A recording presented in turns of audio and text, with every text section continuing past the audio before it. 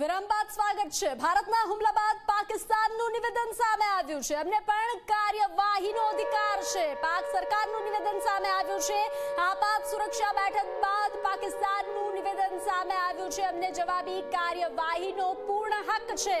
તો પાકિસ્તાન સરકારનું નિવેદન અમને જવાબી કાર્યવાહીનો પૂર્ણ હક છે, પરંતુ એક પ્રશ્ન પાકિસ્તાનને પૂછવામાં આવી રહ્યો છે કે કોઈ પણ સેનાને નુકસાન પહોંચાડવામાં નથી આવ્યું, કોઈ પણ નાગરિકને નુકસાન પહોંચાડવામાં નથી આવ્યું, માત્ર ને માત્ર આતંકવાદીઓના અડ્ડા ધ્વસ્ત કરવામાં આવ્યા છે। તો પાકિસ્તાનને શું તકલીફ જોવા મળી રહી છે? આ એક પુરાવો છે કે પાકિસ્તાન આતંકવાદીઓને પોષી રહ્યું છે। તો અમને પણ કાર્યવાહીનો હક છે, તે પાકિસ્તાન સરકારનું નિવેદન સામે આવ્યું છે।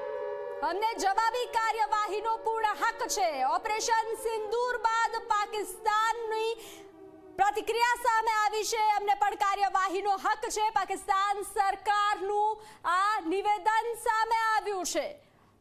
આતંકવાદીઓના એક બાદ એક અડ્ડા ધ્વસ્ત કરવામાં આવ્યા, આતંકીઓને મોતને ઘાટ ઉતારવામાં આવ્યા।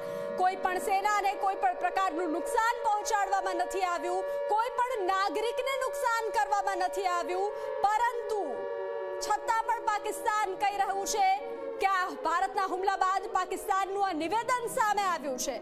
અમને પણ કાર્યવાહીનો અધિકાર છે। કયા પ્રકારની કાર્યવાહી?